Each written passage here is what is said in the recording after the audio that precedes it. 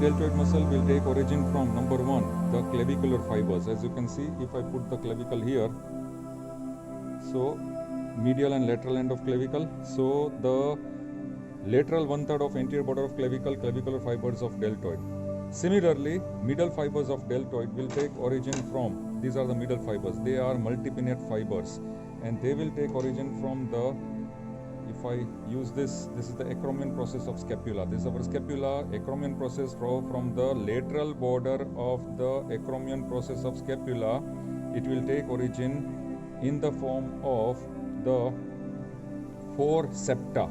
So it will form, these 4 septa will form multipinnate muscle, acromial fibers of deltoid. Similarly, posterior fibers of deltoid will take origin in continuation from this lateral border of acromion till the lower border of the crest of the spine of the scapula. From here, posterior fibers of deltoid.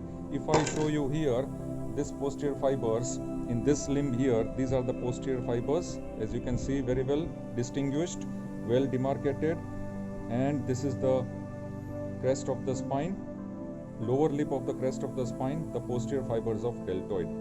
So therefore all the 3 fibers, anterior, middle and posterior fibers, will converge in a V-shaped manner, and converging septa will be 3. Total, they will converge in 3 septa, and they are inserted on V-shaped deltoid tuberosity. If we come on this side, in the form of V-shaped, here it will be inserted. And what is the source of insertion? The source of insertion will be, if I put this humerus here at this plane, the source of insertion will be in the, approximately where my fingers are there, this is a V-shaped on the lateral border of the humerus. Roughly in the middle segment there will be a V-shaped impression which will be known as deltoid tuberosity. This is the portion where insertion of deltoid muscle will be there. So therefore this is deltoid. The nerve supply of deltoid will be from the axillary nerve, and the action of deltoid will be, anterior fibers will help in flexion of the arm, posterior fibers will help in extension of the arm, and the middle fibers will help in abduction of the arm from 15 degrees to 90 degrees. These are the actions of deltoid. Now after deltoid, the next muscle will be, if we come here, the next muscle will be supraspinatus. Now this is what I am holding is scapula, humerus, dorsal region. This is the dorsal scapular region, and here I would like to show you where my finger is there on this side. This is the supraspinous fossa, from where the origin of supraspinatus muscle is there, and this is the crest of the spine of scapula. So supraspinous, here with my thumb I am showing you, from the medial 2/3 of the supraspinous fossa, the supraspinatus muscle is taking origin, and if I show it in scapula, it will be from this portion. Then the muscle will be in the form of a tendon.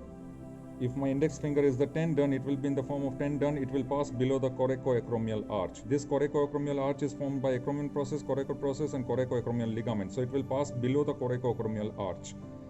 As it passes below the coracoacromial arch, the tendon of supraspinatus, it is separated from this coracoacromial arch by subacromial bursa, and then the fibers will intermingle with the capsule of the shoulder joint, and therefore it will form the musculotendinous cuff. The musculotendinous cuff is formed by 4 muscles, so supraspinatus is one of the muscle. Nerve supply of supraspinatus will be the suprascapular nerve, and the action of supraspinatus will be, it will help in first 15 degree of abduction of the arm, and also it will help in the protection of the shoulder joint. Next muscle will be infraspinatus, here very clear, just below this crest of the spine, infraspinatus muscle, taking origin from the medial 2/3 of the infraspinous fossa of the scapula. And this muscle once again will be inserted in the capsule in the form of musculotendinous, musculotendinous cuff of the shoulder joint, which is also called rotator cuff. So this is the second muscle of the rotator cuff, and that is infraspinatus muscle. Insertion, the insertion of infraspinatus muscle will be, now we take the help of humerus. Now in this humerus, as you can see, this is also of left side, and in this humerus there will be the lesser tubercle, greater tubercle. So therefore, this lesser and greater tubercle, in the greater tubercle there are three impressions: upper, middle, lower. This upper impression of greater tubercle will be the insertion of supraspinatus, and the middle impression of the greater tubercle will be the impression of infraspinatus insertion. Insertion of infraspinatus will be the middle impression on the greater tubercle of humerus. Similarly, here, the lowermost impression of the greater tubercle of the humerus, there will be insertion of one more muscle, that will be teres minor muscle. So therefore, once again, the greater tubercle, lesser tubercle. In the greater tubercle, the upper impression will be for the supraspinatus insertion, middle impression will be for the infraspinatus, and the lower impression, it will be for the teres minor muscle. So therefore, now there will be teres minor muscle. If we see the teres minor muscle from this scapula, the posterior part of the humerus, we will locate the teres minor muscle from here, and from which border? Supposing this is the scapula, this is the dorsal surface of scapula where this spine is there. From the lateral border of dorsal surface, upper 2/3 of the lateral border, dorsal surface will give origin to teres minor, where my fingers are there. So therefore, this will be the, here, this is the origin of teres minor here. From the upper 2/3 of lateral border of the dorsal surface of scapula. Where is the insertion of teres minor? As I told you, it will be inserted on the lowermost impression of the greater tubercle of humerus, and it will form the caudalmost part of musculo-tendinous cuff, rotator cuff of the shoulder. Fourth muscle in this cuff, the fourth muscle will be subscapularis. So if I just rotate this anteriorly, here we are coming across this muscle, a very, very beautiful muscle. See here the fibers. This is subscapularis muscle, and therefore the position is like this. This is the position. Subscapularis muscle will take origin from medial 2/3 of the subscapular fossa of the scapula, and it will be inserted directly in the musculotendinous cuff. But exactly on which portion of the humerus? Exactly on the lesser tubercle of the humerus. Lesser tubercle of the humerus. This is the lesser tubercle of humerus. So it will form one of the muscles of the rotator cuff or musculotendinous cuff. Which are the four muscles which form the musculotendinous cuff? Subscapularis, supraspinatus, infraspinatus, teres minor.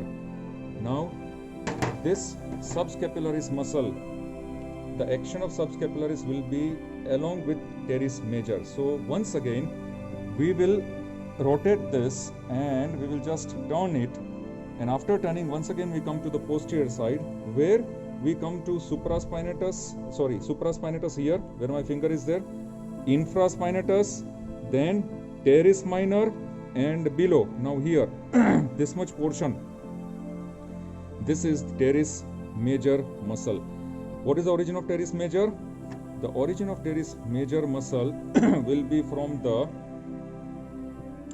lateral border of the scapula, but from the posterior surface, lateral border, and lower 1/3 of the scapula. From the lower 1/3 of the scapula. Because teres minor was taking origin from the lateral border of the scapula, but it was taking origin from upper 2/3, and teres major from the lower 1/3 of lateral border of the scapula. Which side? Dorsal side. And this teres major muscle will pass anteriorly directly. It will then pass and get inserted in bicipital groove. But which portion of bicipital groove? On the medial lip of the bicipital groove. Because on the lateral lip we have insertion of pectoralis major. So on the medial lip of bicipital groove, teres major will be inserted. And therefore, after insertion in the medial lip of the bicipital groove, we trace the nerve supply. The nerve supply of subscapularis and teres major both will be for subscapularis upper and lower subscapular nerve. For teres major, it will be lower subscapular nerve only. Actions of both the teres major and subscapularis will be common. What are those actions? They will be adduction and medial rotation of the arm. Adduction and medial rotation of the arm.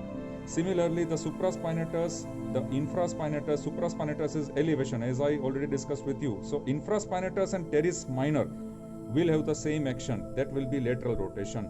The nerve supply of infraspinatus will be suprascapular nerve. Nerve supply of the teres minor will be axillary nerve.